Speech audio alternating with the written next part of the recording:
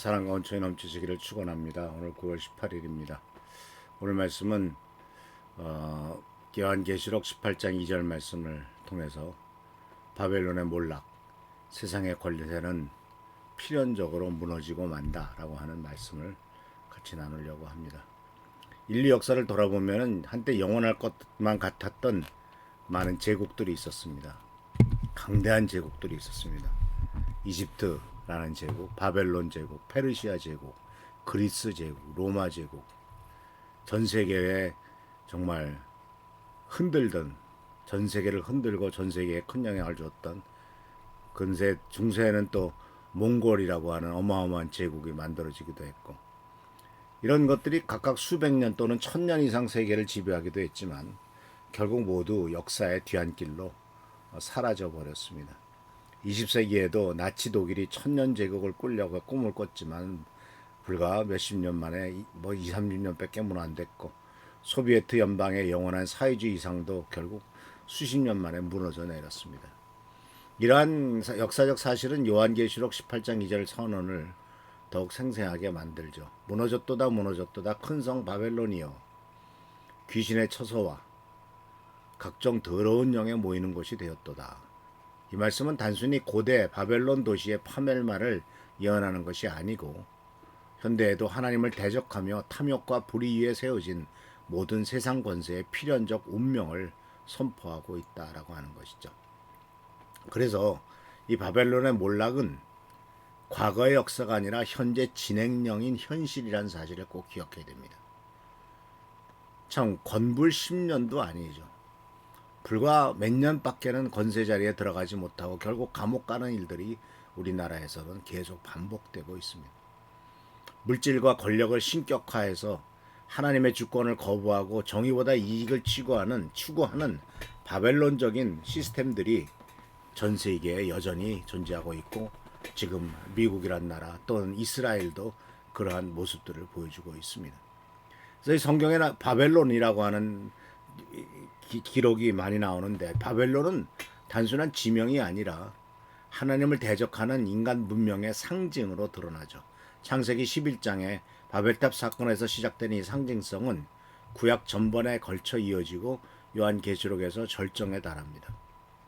바벨탑을 쌓던 사람들이 하늘에 닿게 해서 우리 내 이름을 내고 온 지면에 흩어짐을 면하자고 했던 것처럼, 바벨론은 하나님 없이도 인간이 스스로 천국을 건설할 수 있다라고 하는 교만한 사상을 대표하죠. 인간의 지혜와 기술과 권력과 부를 절대화해서 하나님의 자리에 인간을 올려놓는 우상 숭배의 극치입니다. 그래서 이 요한계시록의 바벨론은 이러한 특징을 완전히 구현한 체제로 묘사되는데, 17장에서는 음녀로, 18장에서는 큰 성으로 표현되고, 정치적이고 경제적이고 종교적이고 문화적으로 세상을 지배하며 타락시키는 거대한 시스템으로 이 바벨론이 그려지는 것을 보게 됩니다. 미국이란 나라를 한번 생각해 보십시오.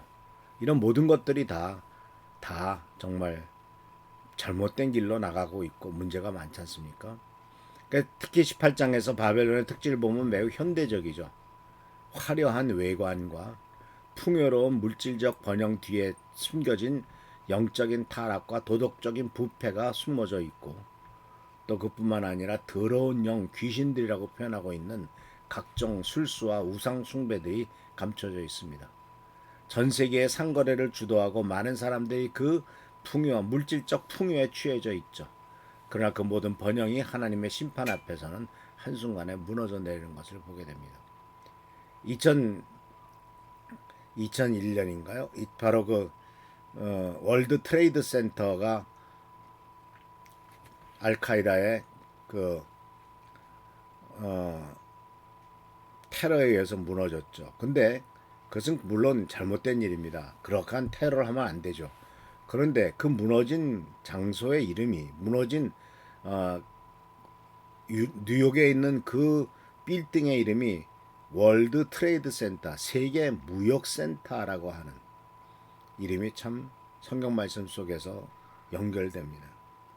바로 모든 것들이 다 장사를 통해서 부자가 되고 수많은 사람들이 다 그 무역을 통해서 장사를 통해서 무너졌던 그 엄청난 부를 쌓았던 이런 일들. 그런데 이러한 일들은 사실 하나님의 가치와 대립되는 원리로 운영되는 것을 보게 됩니다. 경제 시스템에서 보아도 무한 경쟁과 무한 성장과 최대 이익만을 추구해서 환경을 파괴하죠. 사회적 불평등을 이야기합니다. 그리고 또한 그 환경을 다 착취합니다. 이러한 탐욕적인 자본주의가 현대의 바벨론적인 요소고, 또 소수가 대부분의 부를 독점하고 다수는 생존을 위해 치열하게 경쟁하는 구조는 하나님의 정의와 공평의 원칙에 어긋나죠.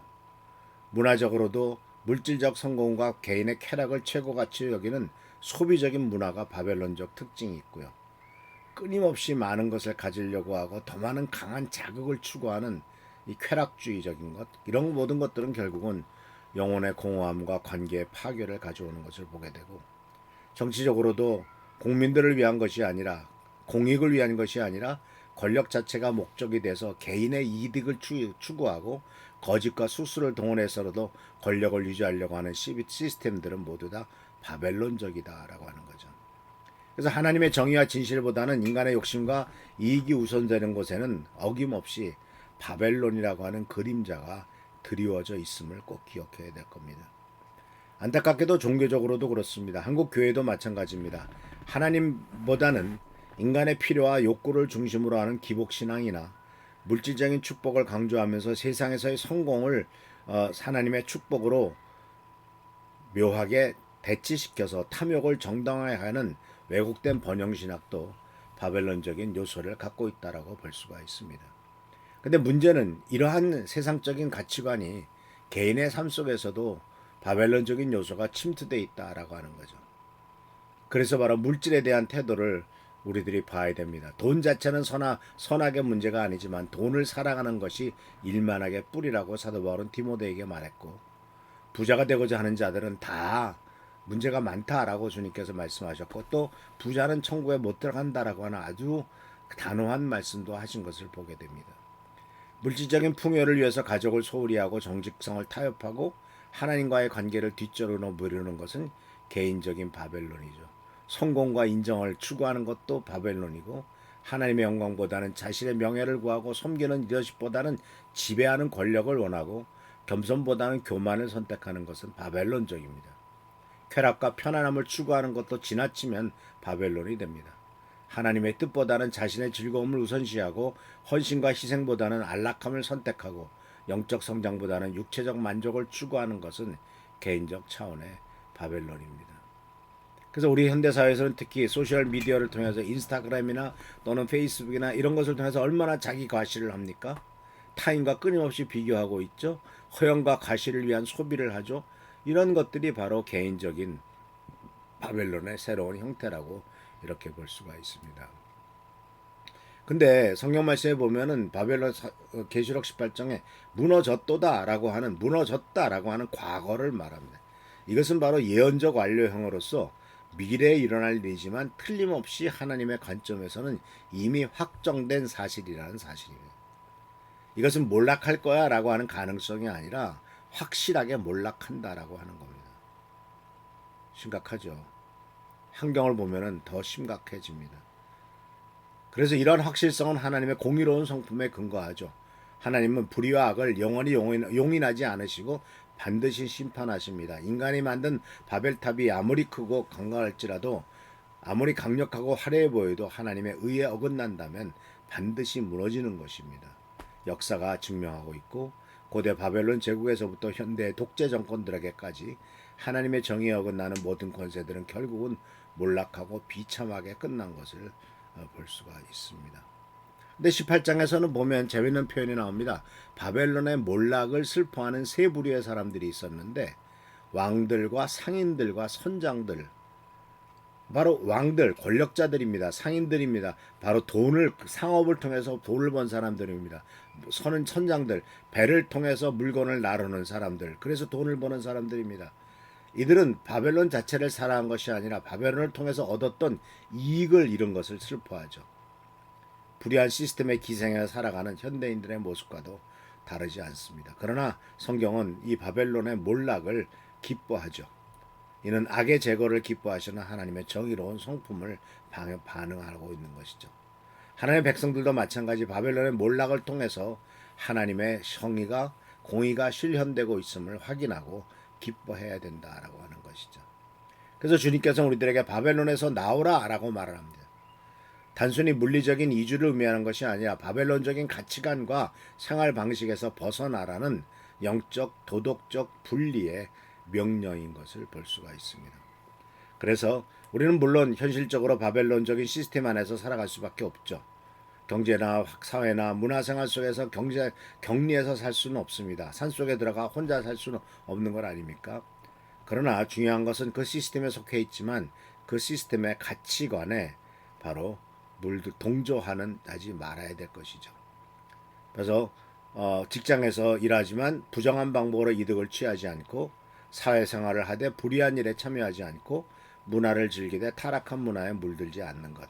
즉 세상에 속하지 않으면서 세상에서 살아가는 그리스도인의 정체성과도 같습니다. 그래서 하나님께서 원하시는 하나님 나라의 가치는 바벨론과 대조가 됩니다. 바벨론을 딱 버린다는 것은 단순히 무엇을 포기하는 소극적인 행위가 아니라 더 좋은 것, 즉 하나님 나라의 가치를 선택하는 적극적인 행위입니다. 바벨론과 하나님 나라는 모든 면에서 대조가 되는데 바벨론이 탐욕을 부추긴다면 하나님 나라는 나눔과 배품을 강조합니다. 바벨론이 경쟁과 지배를 조장한다면 하나님 나라는 협력과 섬김을 추구합니다. 바벨론이 외적인 화려함을 중시한다면 하나님 나라는 내적인 거룩함을 소중히 여기죠. 바벨론이 일시적인 쾌락을 추구한다면 하나님 나라는 영원한 기쁨을 지향하는 것을 볼 수가 있습니다. 그래서 우리에게 중요한 것은 정의를 실현하고 평강을 추구하는 것, 그리고 기쁨, 하나님 나라의 특징적 정서인 기쁨, 의와 평강과 희락이라고 하는 하나님 나라의 특징이 우리의 삶 속에서 이루어지도록 하는 것이 바로 바벨론의 가치관을 버리고 하나님 나라의 가치관을 따라 살아가는 것이겠죠. 그래서 사랑하는 성도 여러분, 우리들은 개인적인 차원에서는 먼저 내 삶 속에 바벨론적인 요소가 없는가를 점검해 봐야 되겠고요. 경제적인 영역에서는 청지기 의식을 갖고 내가 가진 모든 소유는 하나님으로부터 온 것임을 인정하고 필요 이상의 축적보다는 나눔을 실천하고 정직한 방법으로 돈을 벌고 의미 있는 곳에 사용하고 궁핍한 이웃을 돌보는 것이 바벨론적인 탐욕에서 벗어나는 것입니다. 그리고 인간관계에서는 섬김의 리더십을 실천하고 문화적인 영역에서는 바로 분별력을 가져야 되겠죠. 사랑하는 성도 여러분, 바벨론의 몰락은 슬픈 소식이 아니라 기쁜 소식입니다. 불의한 시스템이 제거되고 하나님의 의로운 나라가 완전히 실현될 것이기 때문이다. 그래서 현재 우리가 겪고 있는 바벨론적인 시스템의 문제점들, 불평등과 부패와 환경 파괴와 갈등, 이 모든 것들은 가까운 장래에 하나님 나라가 이 땅에 임함으로 해결될 것입니다. 그러나 이 소망은 미래만을 위한 것은 아닙니다. 지금 우리의 삶에서도 바벨론을 버리고 하나님 나라의 백성으로 살아갈 때 하나님 나라의 의와 평강과 희락을 맛볼 수가 있습니다. 이는 개인의 삶을 변화시킬 뿐만 아니라 교회와 사회를 변화시키는 힘이 될 것입니다. 기도하겠습니다. 주님, 우리가 바벨론을 버리고 하나님 나라의 백성으로 살아가고 하나님 나라의 가치관으로 살아갈 수 있도록 주여 우리에게 힘과 능력을 주시고 그와 같은 일을 감당할 수 있도록 주여 깨우쳐 주시옵소서. 또 우리에게 능력과 은혜를 주시고 승리할 수 있는 힘, 버틸 수 있는 힘을 주실 줄 믿사옵고 예수 그리스도의 이름으로 축복하며 간절히 기도하옵나이다. 아멘. 주님의 은총과 은혜가 넘치는 귀한 하루가 되기를 축원합니다. 할렐루야, 축복합니다.